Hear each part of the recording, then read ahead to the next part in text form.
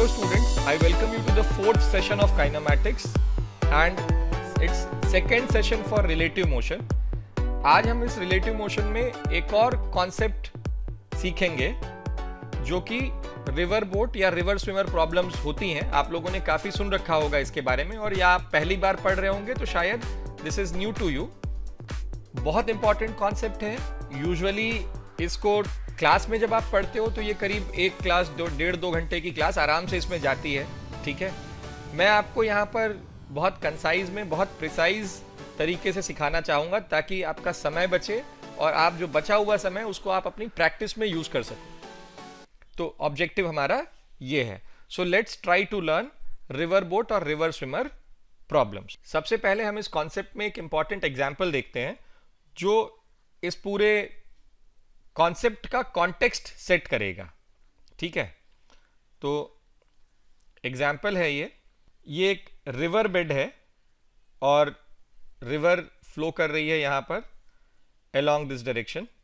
A man wishes to cross this river from point A to point B, or a man wishes to cross this river in a direction perpendicular to its flow. तो यहाँ पर हमारा ये x axis है और ये y axis है.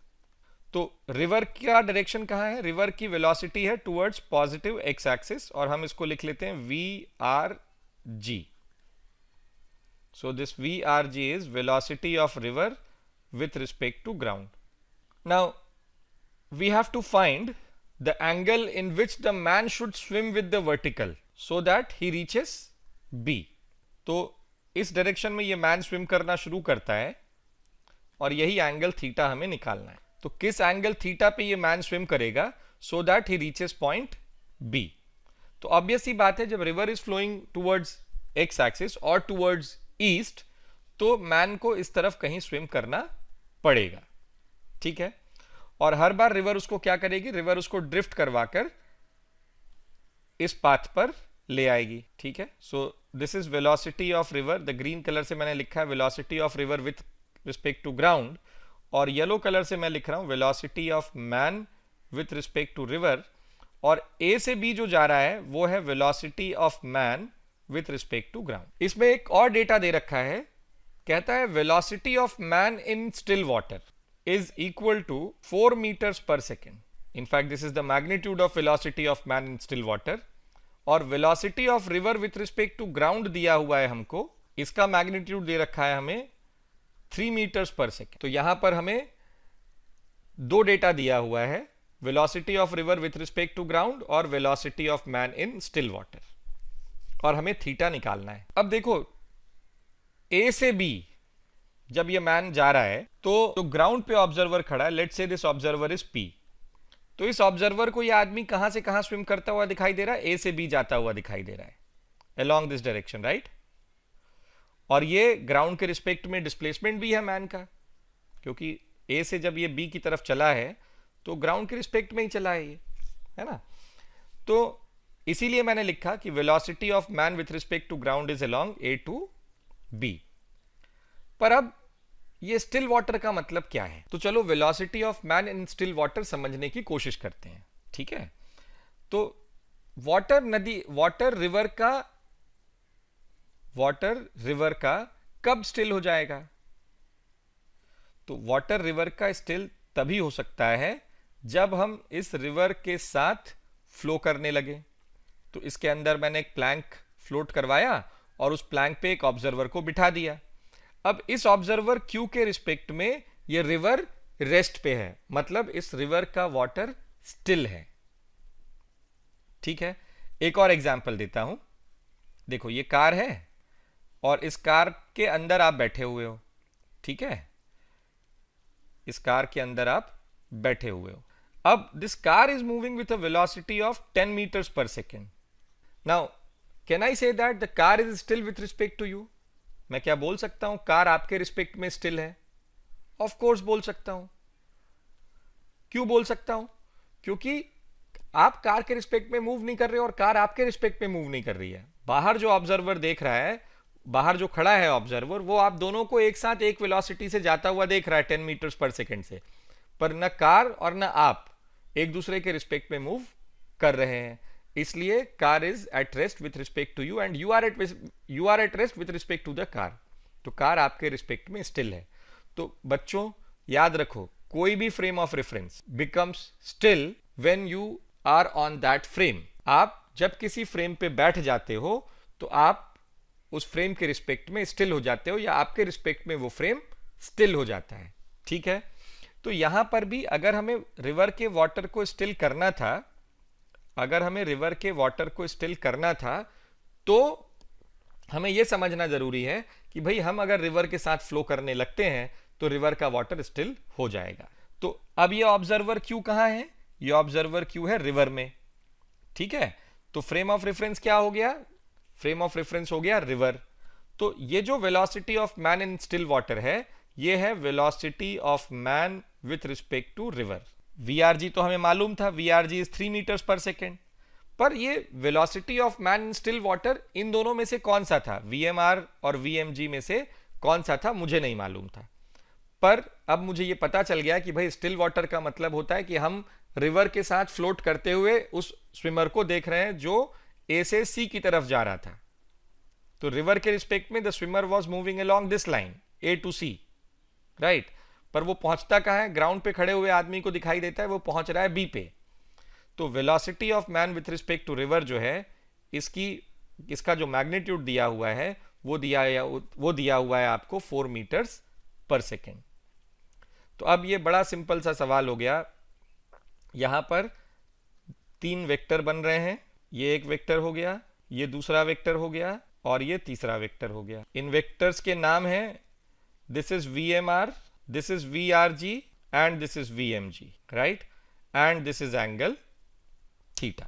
So I know the magnitude of VRG, that is 3 meters per second.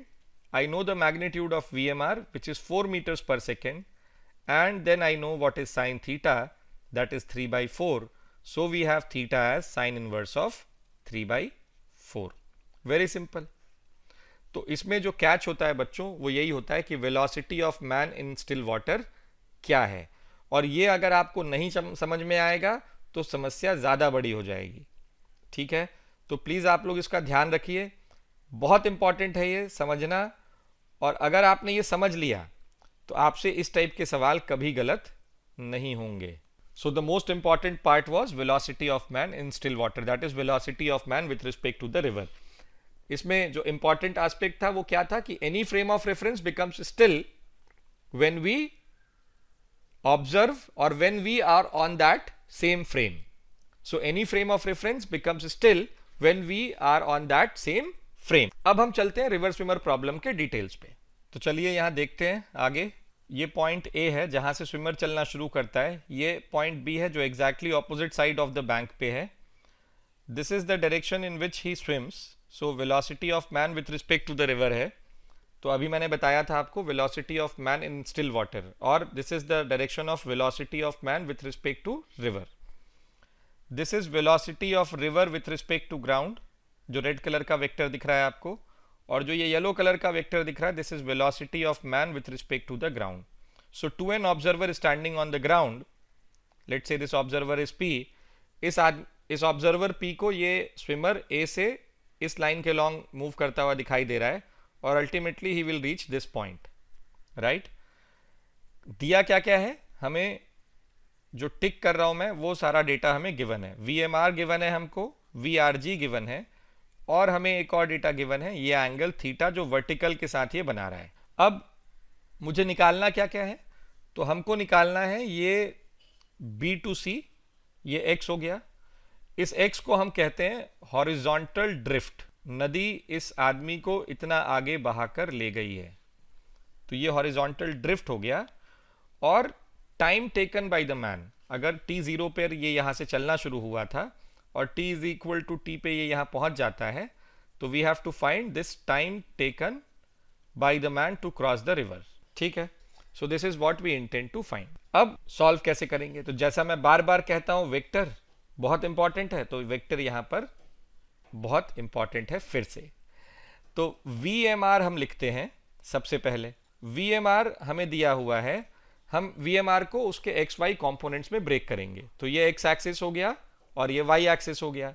तो ये आया V M R sine theta minus I cap plus V M R cos theta J cap, right. ये कैसे आया?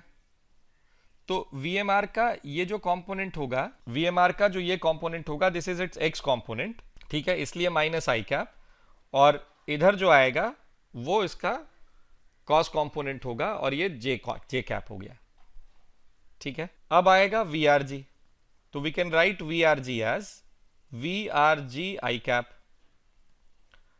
तो now we want to find what is V M G. तो बहुत simple है, V M G is V M R plus V R G, right. So this is V M R is how much, ये V M R इस equation से इसको यहां substitute करो और वी आर जी को यहां सब्स्टिट्यूट करो।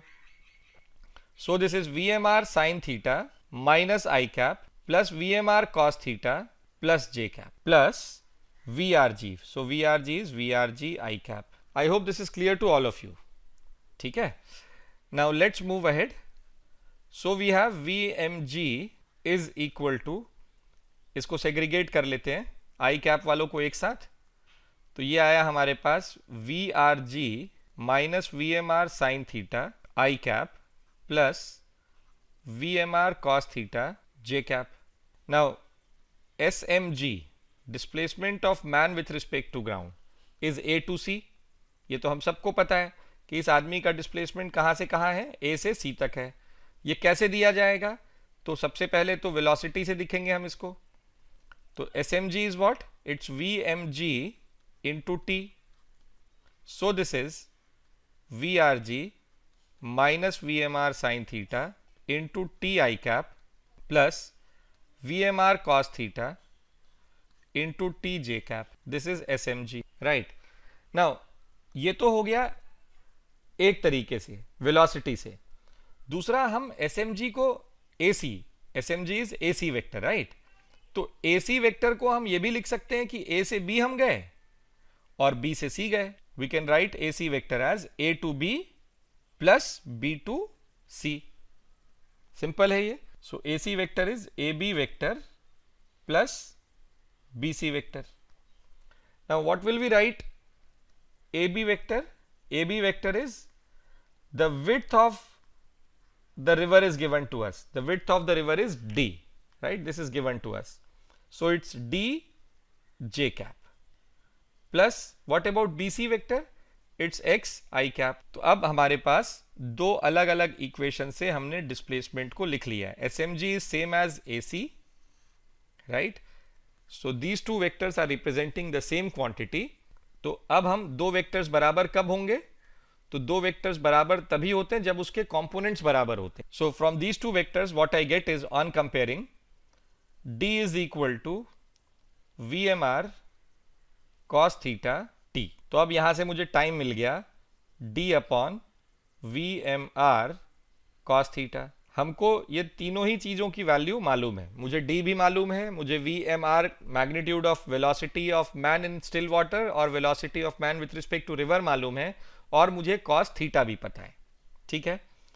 अब आता है हॉरिजॉन्टल ड्रिफ्ट क्या होगा? x होगा। ये x की वैल्यू कैसे मिलेगी हमको? तो x मिलेगा हमको यहां से x I cap is equal to V R G minus V M R sine theta T, right. So this is V R G minus V M R sine theta into T. So what is T here? It's d upon V M R cos of theta. बहुत simple सा question है या बहुत simple सा derivation है। The only thing we have to remember is, एक तो vectors आना चाहिए, दूसरा जो मैंने पहले पढ़ाया आपको velocity of man in still water, वो बहुत इंपॉर्टेंट है। अगर वो नहीं चमकेगा या वो नहीं क्लिक करेगा तो आपसे ये क्वेश्चन नहीं सॉल्व होगा। ऑन सिमिलर ग्राउंड्स या इसी ऐसे ही हम विंड एरोप्लेन प्रॉब्लम भी करते हैं। तो अगर आपको ये वीडियो अच्छा लगा हो, आपने इससे आसानी से कॉन्सेप्ट सीखा हो और आपको उस कॉन्सेप्ट का एप्लीकेशन समझ में आया हो, तो प्लीज़ आप इस वीडियो को लाइक करें, शेयर करें। Thank you so much. See you in the next session. Till then, good bye.